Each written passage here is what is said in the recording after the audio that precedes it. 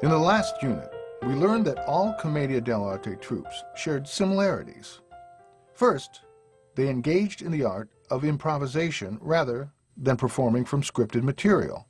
Secondly, they all employed the same stock characters. And they also developed their own unique comic business referred to as Lazzi. In this section, we will take a close look at some of the stock characters of the Commedia dell'arte. As we have said, there were hundreds of Commedia dell'arte troupes that toured throughout Europe during the 16th, 17th, and 18th centuries. All of these troupes used the same characters in their improvised productions.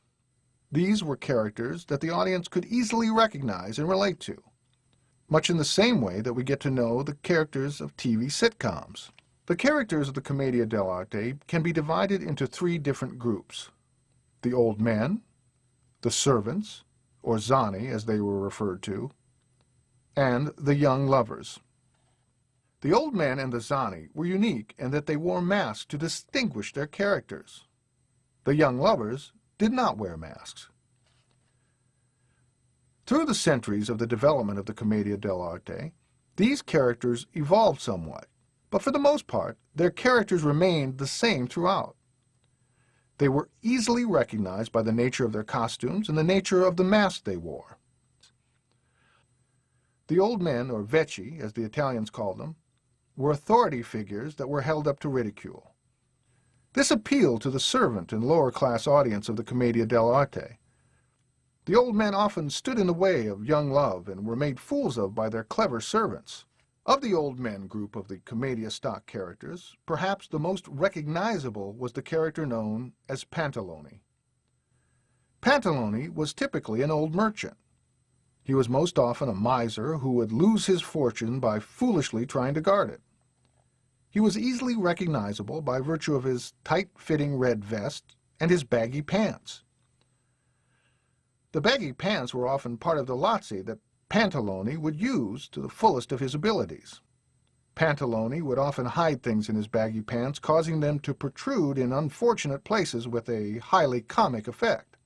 There was also a lazzi that would involve one of Pantalone's servants hiding in Pantalone's pants, sometimes with Pantalone in them.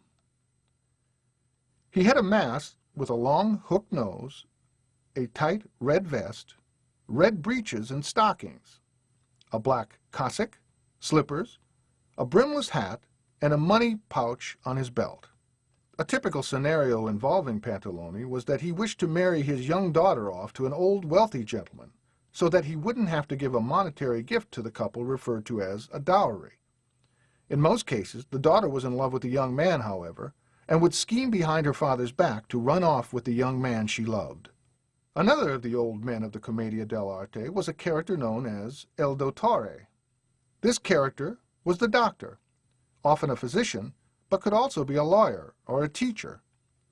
He was a boring pedant, and often put the other characters to sleep with his excessive spouting of knowledge. In fact, what he would say was usually incorrect or confused. This would have a comic effect on the audience who recognized what a sham the doctor was. He typically was the old man that Pantalone would try to marry his daughter off to. In other scenarios, Pantalone and Il Dottore would vie for the hand of a young woman who was not interested in either of them. Il Dottore was typically obese and was easily recognized by his black gown and hat of his profession, be he lawyer, doctor, or teacher. He had a unique mask that covered only his forehead and nose. Quite often in the development of his character, the nose became red, anticipating the circus clowns of later years. One of the familiar comic lazzi of Il Dottore was that if someone would ask him a question which he did not know the answer to, he would launch into Pig Latin to answer the question. Since no one on stage understood what he was saying, they were impressed by the doctor's knowledge and dare not ask him to give the correct answer in their native tongue.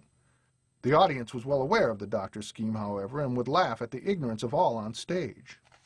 Another of the popular old men was El Capitano, or the captain.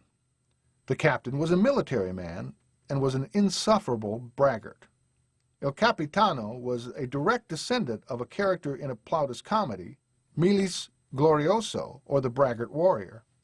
Like that character, El Capitano was in fact a coward who was willing to sacrifice anything and anybody to keep himself out of harm's way. El Capitano was easily recognized by the sword he wore at all times, sometimes to comic effect. He would rarely draw his sword, but when he did, it shook terribly from fear. He could wear a helmet or a tricorn hat with a large plume. He often wore a cape. One of the popular lazzi associated with El Capitano would involve him bragging to a group of women about his courage when a servant would let a mouse loose. In the turmoil caused by this, the captain would scream and jump on a chair for protection, often knocking off a woman who was already occupying the chair. The two other groups of the Commedia dell'arte are the comic servants, or zanne, and the young lovers. We will consider them in later sections. In the meantime, go to your task for this section and complete the questions. We'll continue our discussion of the Commedia dell'arte on the other side of your task. See you then.